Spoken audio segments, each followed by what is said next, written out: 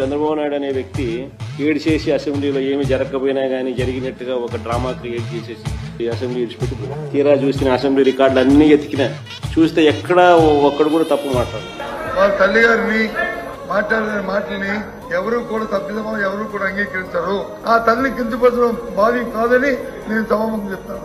ఆ విజువల్ చూసిన ప్రతి ఒక్కళ్ళు కూడా తప్పు మమ్మల్ని అడిగారు. నా భార్య అడిగింది నన్ను, మీరు అసెంబ్లీకి వెళ్ళేది ఇటువంటి పనికిమాల మాటలు మాట్లాడే భాష కోసమా?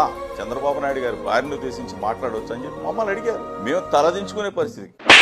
ఇదే పెద్ద మనిషి చంద్రబాబు నాయుడు పేరుని నాని భార్యను కూడా చివరికి అని కూడా చూడకుండా ఆమెను కూడా కేసులో పెట్టాలని చెప్పుకుని తీరాలి. చంద్రబాబు నాయుడు గారు మాత్రం నాని భార్యను అరెస్ట్ చేద్దామని చెప్పి ఎన్నిసార్లు కలిసినా ఆయన మాత్రం పొరపాటును కూడా మైండ్ ఏమైనా చెడిందంటే ఇంట్లో ఆడవాళ్ళకి అరెస్టులు చేయడం ఏంటి, ఇంట్లో ఆడవాళ్ళ మీదకంటే తప్పుడు పనులు అని చెప్పని ఆయన నడుచుకుంటూ వెళ్ళిపోయారు. ఆంధ్ర రాష్ట్రానికి బహుశా 3 క్యాపిటల్లు వస్తాయో, 3 క్యాపిటల్లు కూడా రావాల్సిన పరిస్థితి కనిపిస్తా ఉంది అధ్యక్ష. సో ఒక అట్రాక్టివ్ క్యాపిటల్ ఏదో ఉండాలి కదా. అమరావతి ఉంది మనకు, అమరావతి ఉంది. అమరావతి నుంచే జగన్మోహన్ రెడ్డి ఎక్కడి నుంచి రూల్ చేశారు. వీళ్ళంతా ఎక్కడ కూర్చున్నారు? గవర్నమెంట్ ఎక్కడి నుంచి నడిచింది? అక్కడ నుంచే కదా.